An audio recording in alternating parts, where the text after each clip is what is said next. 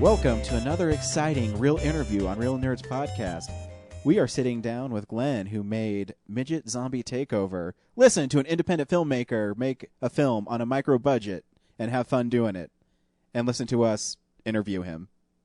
Enjoy. We have a special guest with us, and it's always fun to have a special guest for the second time on this podcast, and you are the only returning guest against your own will. Why don't you introduce our wonderful listeners to yourself, sir? I am Glenn Burgetts. I'm the writer and director of Midget Zombie Takeover, which is screening in Denver on May 2nd. Where at?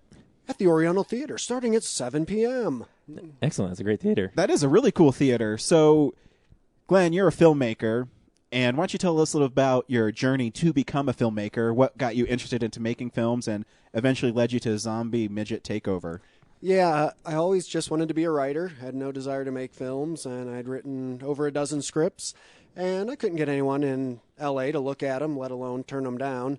And so I was talking a few years ago, gosh, it's got to be about 6 years ago or so, with a guy who used to work at Disney. And we met one day talking over coffee, and he said, yeah, no one in L.A. will ever read any of your scripts because we don't know who you are. And he said, if you want to do anything in the film world, he said, you got to start making your own films. So I read a book about it, part of a book about it, and 6 weeks later I made my first short film, and made a couple shorts to figure out what the heck I was doing, and since then Midget Zombie Takeover is my 6th feature film. Wow. Yeah. So you produce films pretty quickly then. Did you have these scripts already pre-written? Is that why you were able to make them so fast? Or did just the love of making films just start blossoming? Yeah, I still have those 12 other scripts. Actually, it's up to 14 now because they would actually require a budget to make them. Mm-hmm. And my films I've made for anywhere from $800 to $2,000, the feature films. And we're able to shoot quickly because I write scripts specifically to be shot quickly and on a small budget. When I come up with an idea, I'll have the locations in mind, usually just one or two, so a lot of times we just move all over the same house. And I usually keep the cast pretty small for the most part, though with Midget Zombie Takeover, with those little zombies running around, the cast got a little big at times.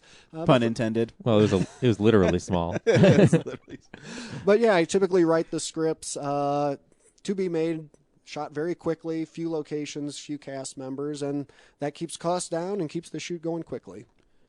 Very cool. So what's the name of your first film then, if you don't mind me asking? The first feature film I did that was completed, because we shot a film and it took years to get edited, the first completed one was Therapist, spelled Pissed, about Greg Niemer, a Denver actor, was the star of it, did a great job, and he played a very angry psychologist who took out his problems on his patients.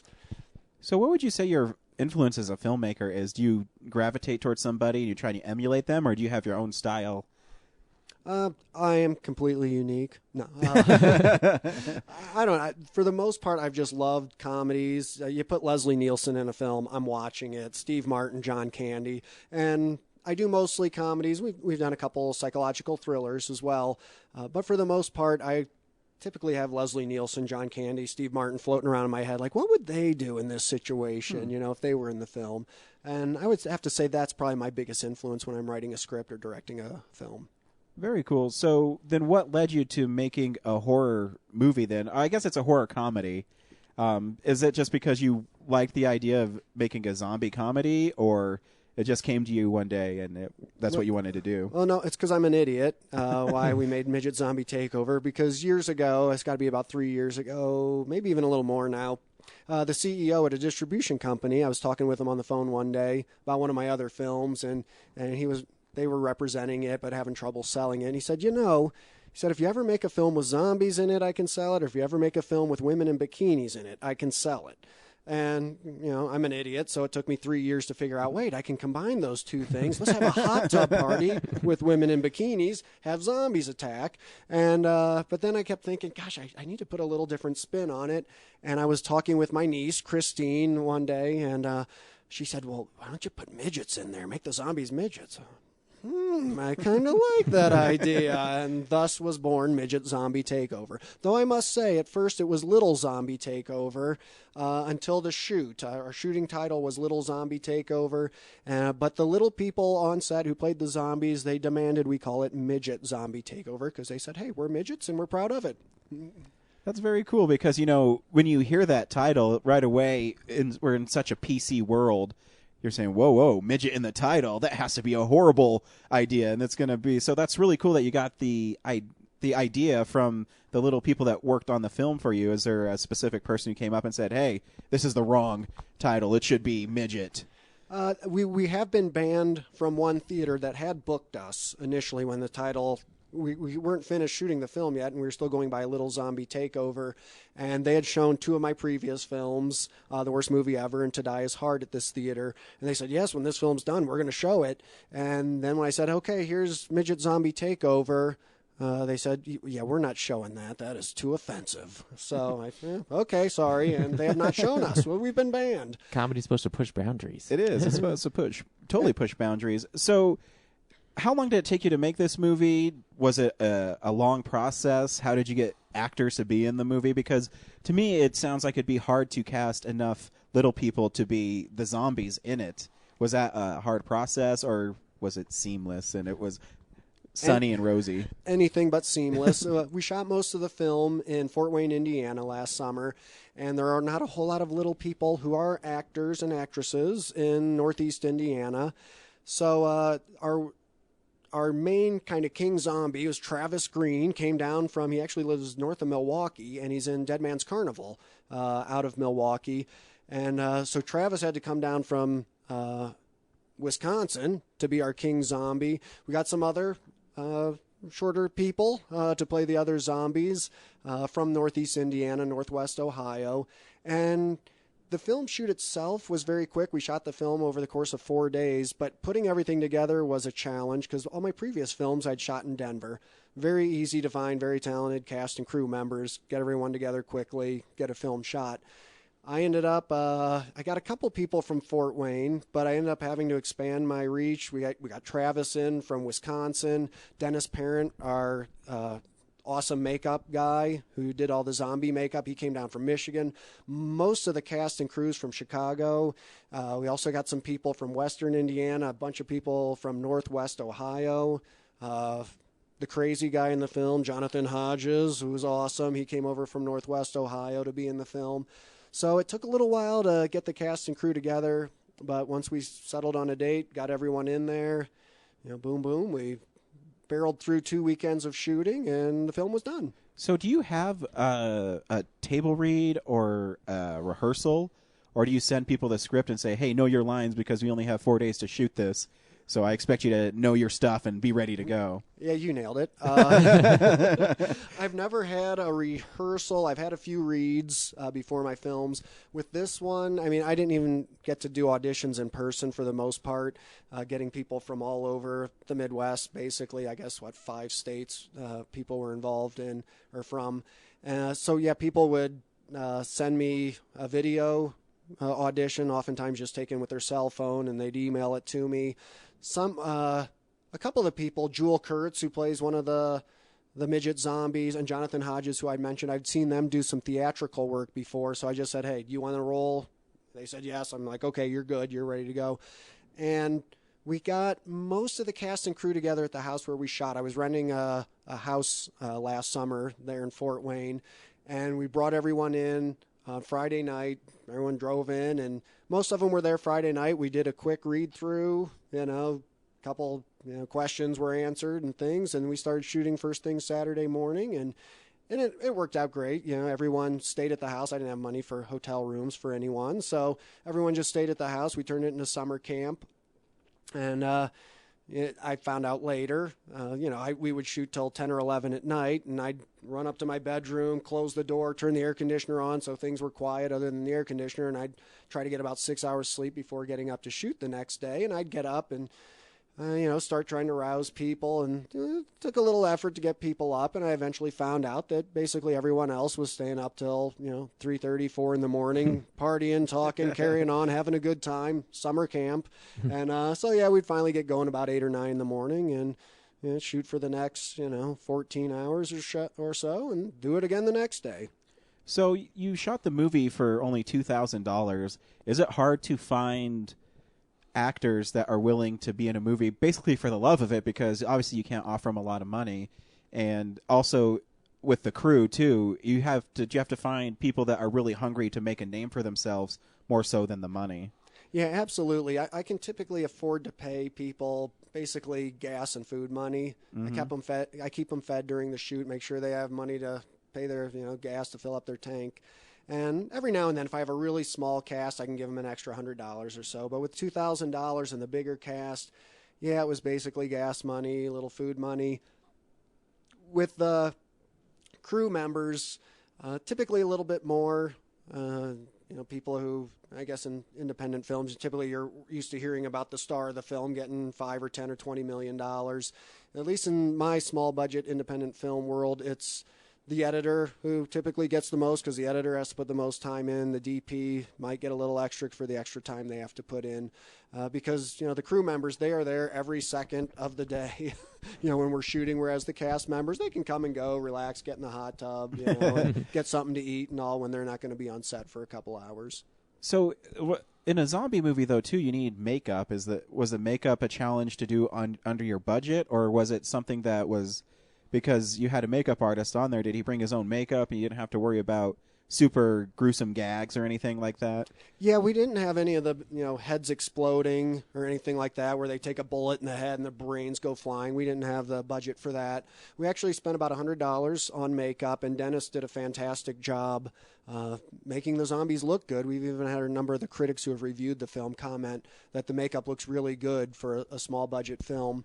And yeah, we spent about $100. Dennis would get each zombie in the chair for, depending on how much makeup, if they were one of the premier zombies or one of the more background zombies, for an hour and a half or so for the really thorough makeup, and maybe 45 minutes for the ones who are more in the background. But Dennis did a great job, cost us about $100 for makeup. But sadly, because of that, we don't have any, heads exploding, brains splattering all over. So, I mean, but is it really necessary in the story you're telling? Because we talked to you earlier and you said this could probably be a PG-13 movie. So it must rely more on the comedy than the horror. So how do you blend the two and satisfy the horror crowd? Because the horror crowd's going to want to see something that's scary. Is it the girls in the bikinis that satisfies everybody? For the most part. Boom, boom, boom. What a joke I just pulled. Yeah, a number of the critics have been calling it a zomedy, and because it is more comedically based than horror based, the film.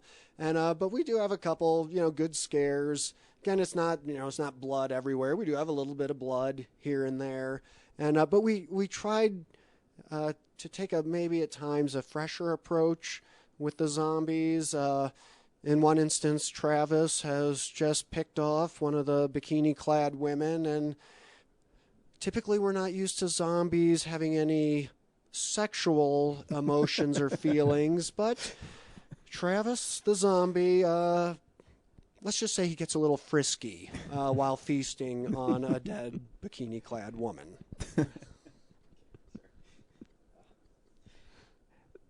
What's the plot for the movie? If you don't, because we've talked about the behind the scenes. So what's the overall plot of the movie?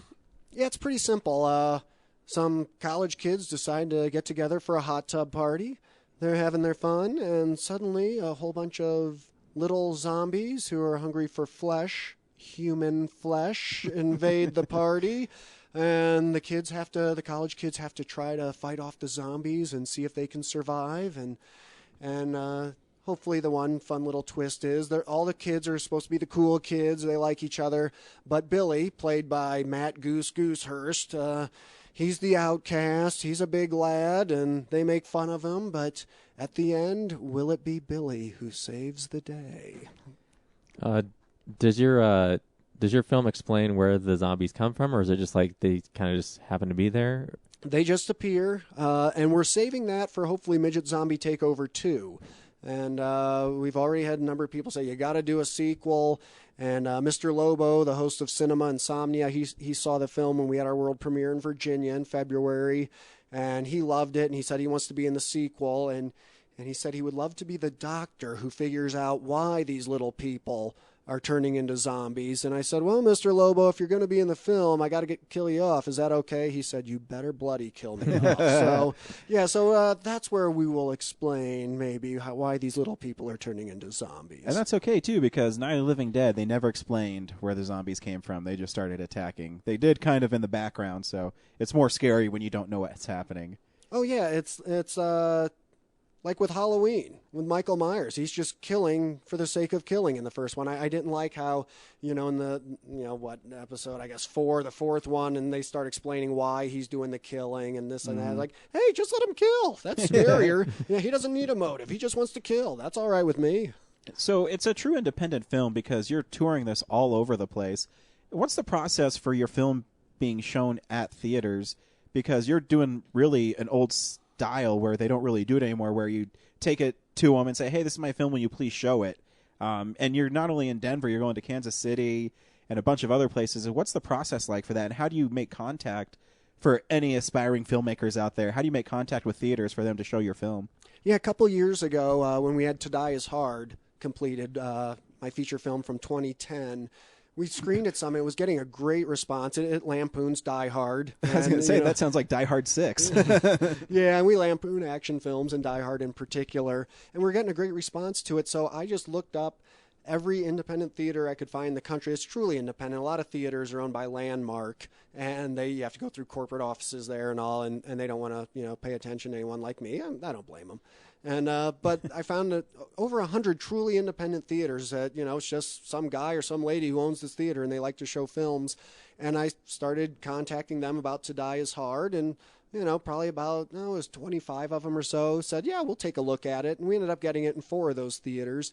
And from there, with The Worst Movie Ever, we ended up getting that in 7 different theaters. And I just keep emailing these people. Occasional phone call, hey, we gotten some good reviews. I always try to get people to review the films. And if we get a good review, I let the theater owners know about it. Hey, people are liking it. If we get a bad review, I don't let them know anything at all about it. And so, yeah, with Midget Zombie Takeover, we very quickly got a couple of really good reviews.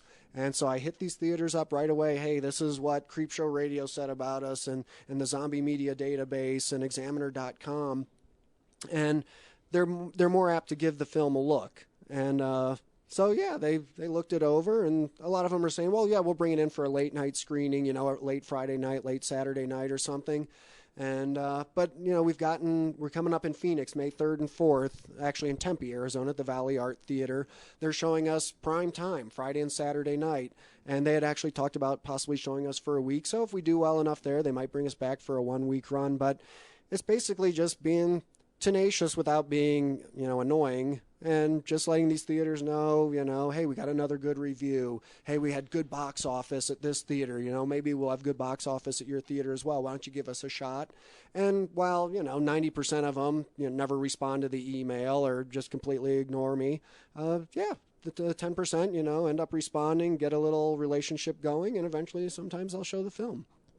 So that's helps a lot of filmmakers that maybe do it independently, because I think now, everything's so corporate that you have to find a way in, and that's kind of interesting. So do you also submit it to festivals and other, festivals, film review? I don't even know what I'm trying to say. Besides film festivals, what other kind of festivals could there be where you showcase films? I don't know. Yeah. I usually submit each of the films to just 3 or 4 festivals, maybe 5 at the most. And I tend to submit to those festivals where I know someone there that I want to support their festival. Whether they show me or not, at least they get, the $50 submission fee. And so I don't do a lot with the festival route for the most part, because with To Die Is Hard, The Worst Movie Ever, and Midget Zombie Takeover, they're not really festival-type films. They're just goofy, bizarro stuff. The next film we'll have coming out is The Ghosts of Johnson Woods, and that is a psychological thriller. And that's a film I'll probably push more towards festivals. It seems more of a festival-type film, and hopefully we can get a nice track record going there, maybe get that one in some theaters as well. And but with the festivals, they can get pretty expensive. You start submitting to festivals. Some of them, are $75, $100 for a submission fee or an entry fee. And as little as I pay for a film, heck, my feature film Separate Checks, we shot for $800. And, if I end up submitting to 20 film festivals, I'll end up spending a whole lot more just to submit to these film festivals than it would cost me to possibly make a whole new feature film. So I kind of have to weigh, how much is it worth, submitting to a bunch of festivals or maybe just a handful, and I go from there. When was the first time you knew that maybe you were doing something right as a filmmaker where people wanted to see your film? Was it a good review, or is maybe a friend saw it and they enjoyed it, or your family was okay with what you were making? Or when was the aha moment that maybe I have a voice for film? Yeah, actually, I remember the exact moment. I couldn't tell you the day or whatever, but I remember when it happened. Is the second short film I did was called Guernica Still Burning, and it's actually a very dramatic film.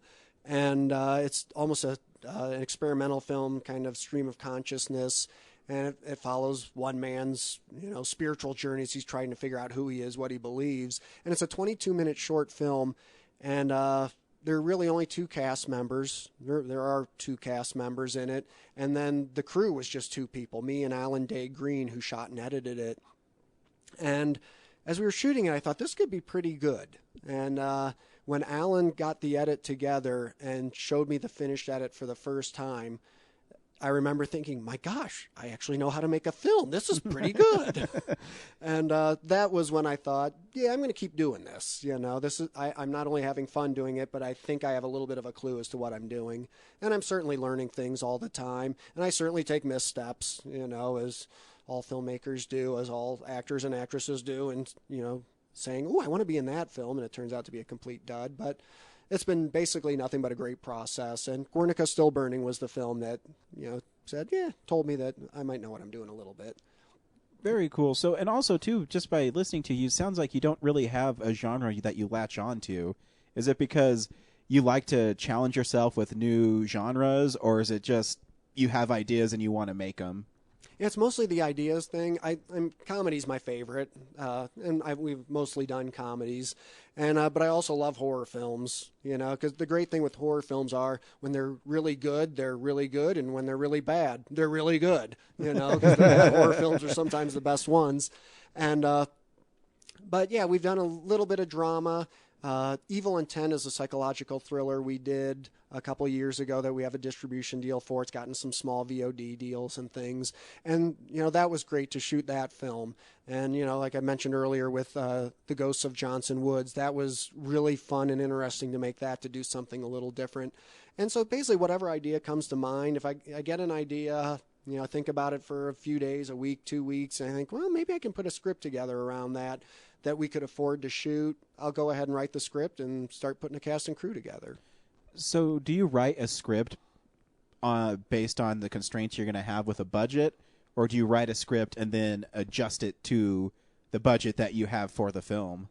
Yeah, I write a script knowing I'm not going to have much money to make it, because even though, my earlier films have gotten out there, as an independent filmmaker, we typically get a small take of the box office because I don't have any clout, with these theaters. I can't say, well, Tom Cruise demands this or that. And so when I write a script, I know it's going to be a small budget film that I usually guess, maybe $1,500. And I just start thinking, well, how many characters do I really need? I try to keep the characters to an absolute minimum, and I try to keep the locations to an absolute minimum, because every time you have to move to a new location, that's oftentimes another day of shooting. And I try to keep the shoot schedules as short as possible. With the worst movie ever, we shot the whole thing in one weekend, a 2-day shoot, to get a feature film. And granted, that means some scenes aren't perfect. Same thing with Midget Zombie Takeover, taking 4 days. Sometimes we shoot a take or a scene just one time, and hey, that looked all right. Let's move on to the next one. And sometimes you get burned a little bit in the edits, trying to figure out how to put that back together. But yeah, I typically get an idea, write the script to keep everything as simple as possible so we can shoot it on the small budget. So also, too, then, does that mean you don't have a lot of wasted scenes? I mean, meaning that you don't have a lot of scenes on the cutting room floor? to make it, or do you have tons of scenes that are on cutting room floor? We have nothing on the cutting room floor because everything you write, you shoot. Yeah. And it ends up in the movie. It makes its way into the film because, for the most part, to keep these films affordable and to shoot them quickly, we're not making the 2 hour and 28-minute long film. We're making films that are an hour and 20 minutes. They're still feature length, but we don't have the time and the money to shoot, a 2.5 hour film. So yes, everything that's in the script gets shot and ends up in the final edit. Does that help you with characters, though, writing that way? Because you know that you have to keep it so tight that the characters seem to have more depth when you're writing them, because you can't, make such like a throwaway character, basically, just to be like in a zombie movie. There might be a character who's just killed because it's cool to kill him. Where in, Zombie Midget Takeover, since the cast is so small, you kind of have to give everybody a little bit of meat on the bone. Well, I would say that with the Ghosts of Johnson Woods, because there are only 4 cast members in the Ghosts of Johnson Woods, and 90% of the film, they're just the 2 in there. And so they get developed really well. In Midget Zombie Takeover, it's just a bunch of morons doing stupid things and getting killed. There's not a whole lot of character development with that one. So it depends. And, I couldn't do it nearly as much, not that I wanted to, because it was a much bigger cast. And, to try to give basically 9 primary characters some character development in an hour and 15-minute film while I'm killing them off and trying to do some justice to the zombies. I didn't worry about character development with this film. So in Zombie Midget Takeover, the zombies show up very early and start causing havoc, is what you're saying? Yes, for the most part, and so we don't have a chance to develop a whole lot of characterization. But the last few people who are still alive, Amanda, played by Christy McKay, and Billy, played by Goose Goosehurst, Matt Goose Goosehurst, and Kedron Carpenter's character, Daniel Kramer's character, they develop a little bit. They grow. They see a little spiritual growth, I think, as the carnage ensues. And but for the most part, it's nothing like a little seed growing into a mighty oak. We don't have any of that in the film. So I have to ask, if you maybe you don't know the answer, how does he get the nickname Goose Goose? Well, his last name's Goosehurst, and everyone just calls him Goose. So, Matt said, make sure you put Goose in the credits. I am Matt Goose Goosehurst. That's fine with me, so that's what we went with. So we got the Goose. Very cool. So, do you have a question? Looks like I say something. Sorry. What did you find was your most difficult part of making Midget Zombie Takeover? We have a lot of scenes shot in the house we shot in had 4 levels, and the lowest level was completely underground, no windows or anything. And more than any other place in the film, we shot more scenes there than anywhere else. And there was no air conditioning down there. There was heat, but we were shooting in summer, so we didn't need that. And just shooting one scene after another in that seething cauldron. That got a little taxing at times. We'd have to run out of the room and just cool off for a few minutes, drinking lots of water and all. And it was really tough for Christy McKay and Matt Goosehurst because they had the most scenes down there. And so it got pretty sweaty, a little uncomfortable at times, but everyone, kept smiling, kept laughing. So it wasn't that bad. And so we all had a good time, even with the sweaty, hot stuff. So the opposite question is, what was the most fun you had during the shoot? In the hot tub with bikini-clad women? Yeah, well, I didn't get in the hot tub myself. I only have a brief cameo at the beginning of the film. I was so going to ask you if you do a Hitchcock, and are you in all your films, or is it only this one that you're in? I was actually the star of To Die Is Hard and The Worst Movie Ever. My other films, I've had smaller roles. This is probably the smallest role I've had in one of the films. I'm just in it right at the very beginning. And the main reason is not that I'm, have any talent as an actor, but it's one less person I have to pay, $50 in gas money to, so it saves a little money. But the whole thing, it was really fun. Maybe the funniest moment I had alluded to earlier is when Travis has knocked off Anita, Nicole Brown. She's been killed off in her bikini, and Travis, the midget zombie, takes some liberties with her. That was rather humorous to watch that scene unfold. And your other movies, like when you're in them and you have to still direct, is that terribly challenging, or No, as a director, I like to trust the cast and crew that they're bringing their own talents to the film because they're all artists in one form or another, both behind the camera, in front of the camera. So I like to let, especially the cast members, do their thing and interpret their character in their own way. And I'll occasionally say, well, let's try this a little bit differently. But for the most part, I let them do their thing. And so I'm just an actor for those 30 seconds or a minute that I'm in the scene, and I just do the acting. And sometimes I remember to say cut when the scene's done, and we'll reshoot it possibly. But I heard an interview a number of years ago with an actor who had worked with Spike Lee, and he said it was so wonderful to work with Spike Lee because he said Spike would sometimes go a whole day, sometimes 2 days, and basically say nothing. He just let us be ourselves and to put ourselves into the character and play the character the way we wanted to. He said it was just so fabulous, to have that freedom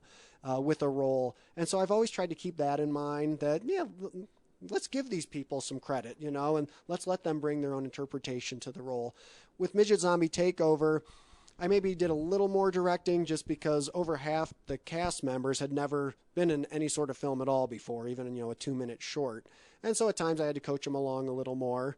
But for the most part, they all showed up, they knew their lines, they knew what they wanted to do, and they did a great job. So even when I'm in a film, I have been so fortunate to work with really talented people that I can let them do their thing while I'm doing my acting thing and not have to worry about it a whole lot. Are you a stickler for the lines you write, or is it just, they, as far as open to interpretation, can they create a mood or feeling with their acting, but they still have to stick to the lines, or is it just open, your script's just a template? Yeah, since every word I write is pure gold, I make them stick to it. For the most part, the actors and actresses, they show up and they know their lines and they stick pretty well to it. One of the actors who would ad-lib a bit I've worked with over the years is Greg Niemer, and he's a Denver guy.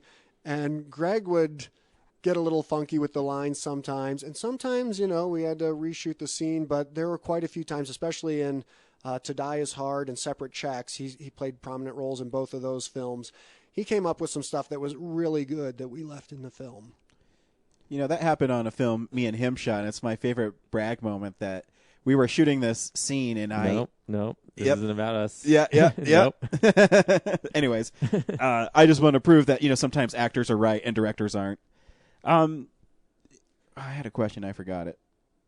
Darn, I'm stupid. It'll come back. Ask another question, Brad. It'll come back to me. Do you own most of your equipment, or do you rent?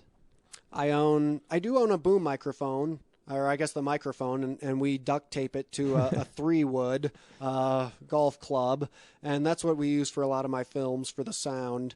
The other equipment, I just have, the cameramen have their own camera, and they bring it on set, so we're always using different cameras from film to film.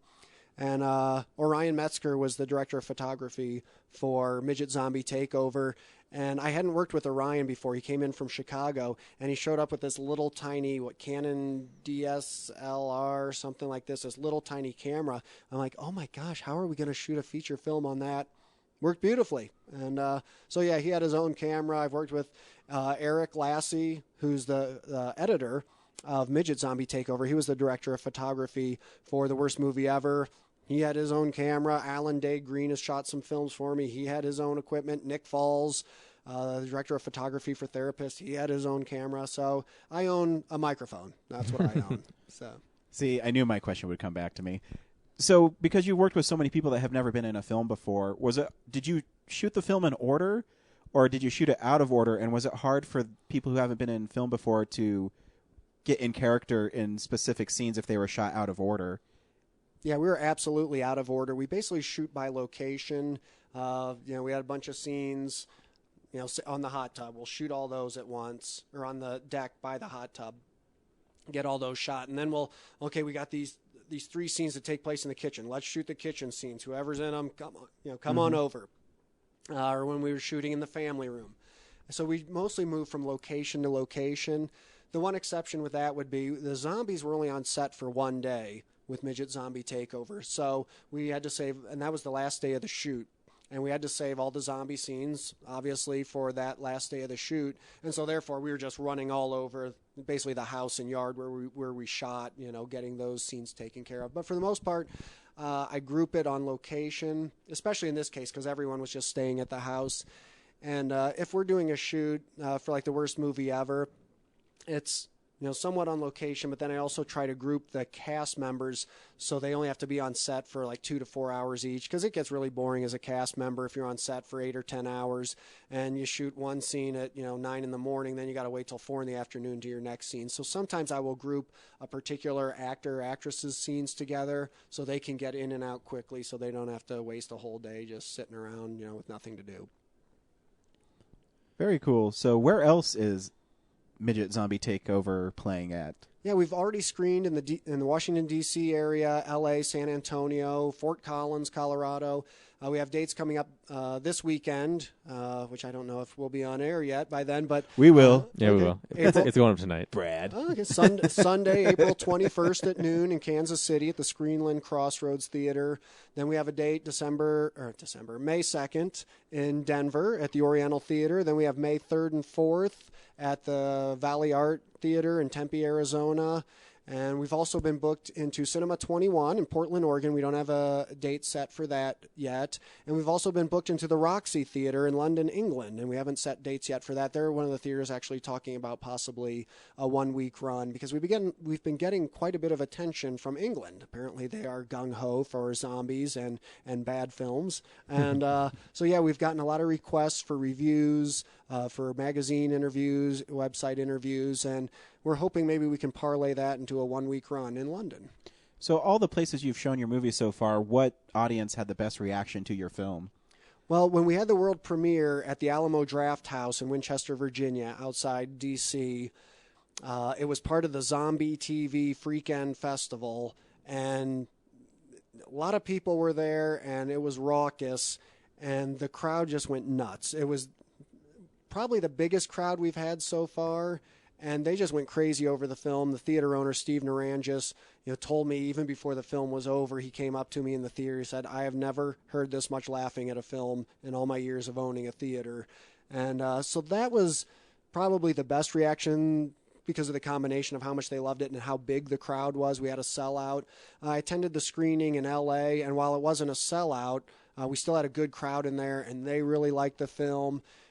We even had a screening that was fantastic, where there were probably only about 50 people there, but they were so into the film, and they were yelling out at the screen and and calling the characters' names and just going nuts. It was like a screening of the Rocky Horror Picture Show. That was a lot of fun as well. So in the movies you make, is that the kind of reaction you want from an audience? Is them yelling at the kids for being stupid and saying, "Hey, there's midget zombies about to take over this place. Let's get out of here"? Is that something you strive for in the kind of films you make? Not with all of them, but with this film, as I was writing the script, it certainly crossed my mind, like, this could be a midnight movie type film, where people might be yelling at it. Same thing with The Worst Movie Ever, because with The Worst Movie Ever, which came out a year and a half ago, we've got in quite a few theaters, 7 theaters, a number of late night showings, and it's a film I tried to make as awful as possible, but to be so bad it was good, and which was a challenge in itself. And yeah, it's one of those films where I'm hoping that eventually we still get it in theaters here and there. We have a screening set in October for it as a midnight movie. And hopefully it'll be one of those films that as people start to see it more and more, yes, they will be yelling at the screen and having fun with it, and maybe even throwing things at screens. That's what I'm hoping. Is there a place online where people can catch your old stuff? Since we have distribution deals in place for these films, we can't just let people, stream it, for free. And we're still working. We haven't gotten DVD deals yet where they can buy it. They can certainly check out the trailers on YouTube. Or what we do is there are Facebook fan pages for all of the films, Midget Zombie Takeover, The Worst Movie Ever, and To Die Is Hard. And what we do occasionally there, when we don't let the distributor know, is we do promos where, for the next 3 days, anyone who sends us a message and asks to see the film, we'll send them a link to the private viewing page for the film. And we did that just recently with The Worst Movie Ever, and we got a great response, especially Europeans. Europeans seem to really be liking The Worst Movie Ever. And so, yeah, if people are interested in seeing these films, like the films on Facebook, again, To Die Is Hard, The Worst Movie Ever, and Midget Zombie Takeover, and keep an eye out for when we'll do some like that, occasional posting. We also got Promote Horror, a website.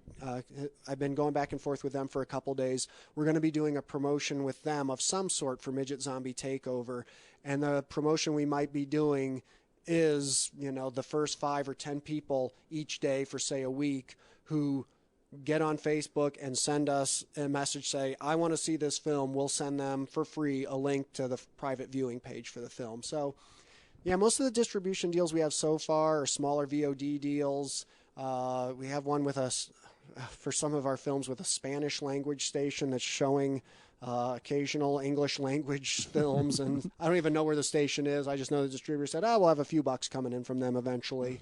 Do you have to translate a version of your movie for them, or do they do that for you? Apparently they want to show some English language stuff for people who are bilingual or wanting to learn English. And what better way to learn English than watching one of my stupid films, So, yeah, it's kind of tough to get hold of our films at this point because we don't have a lot of big deals for them, and we don't have DVD deals yet. Hopefully those are coming down the line, but in the meantime, yeah, become a fan on Facebook, like us on Facebook, and that could be your chance to see the film for free. Or a better way to see it is May 2nd at the Oriental Theater in Denver, Colorado. At Come from out of state and see it. Come from out of state. The real nerds will be there. Will you be there? Hey, Glenn, thanks for stopping by. Did you have any more questions? No? Thank you for stopping by for the second time, our first repeat guest. In fact, your first interview was so great, it was locked with the Ark of the Covenant, and it'll never be found again. Well, I appreciate the Real Nerds having me on. I really appreciate the coverage. I'd like to thank Eric for being Eric, here the first time. Unfortunately, Eric was he couldn't here come back. last time, and he had a wealth of knowledge that will never be heard. We feel so bad about it. But thank you again, and especially because it's such a dreary night here in Denver. And a local filmmaker, Denver filmmaker, with a Denver podcast.